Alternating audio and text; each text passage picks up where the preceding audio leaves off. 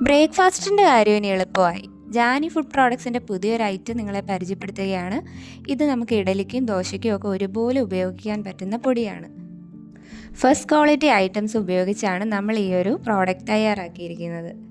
ഇഡലിയും ദോശയും ഒക്കെ നമുക്ക് വളരെ എളുപ്പത്തിൽ തയ്യാറാക്കി എടുക്കാൻ വേണ്ടിയിട്ട് തലേന്ന് രാത്രി തന്നെ നമുക്ക് ആവശ്യമുള്ള മാവ് എടുത്തതിന് ശേഷം അത് പാകത്തിന് പരുവത്തിൽ വെള്ളമൊഴിച്ച് കലക്കി വെക്കണം. രാവിലെ ആകുമ്പോഴത്തേന് ഈ ഒരു മാവ് നന്നായിട്ട് പൊങ്ങി വന്നിട്ടുണ്ടാകും. അതിലേക്ക് നമുക്ക് ആവശ്യത്തിനുള്ള ഉപ്പും ചേർത്ത് നന്നായിട്ട് ഇളക്കി എടുത്തതിന് ശേഷം നിങ്ങൾക്ക് ദോശയാണോ അതോ ഇഡലിയാണോ വേണ്ടതെന്ന് വെച്ച് കഴിഞ്ഞാൽ പാകം ചെയ്തെടുക്കാവുന്നതാണ്.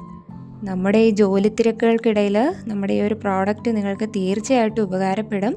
അത് മാത്രമല്ല നമുക്ക് കറണ്ടും ലാഭം.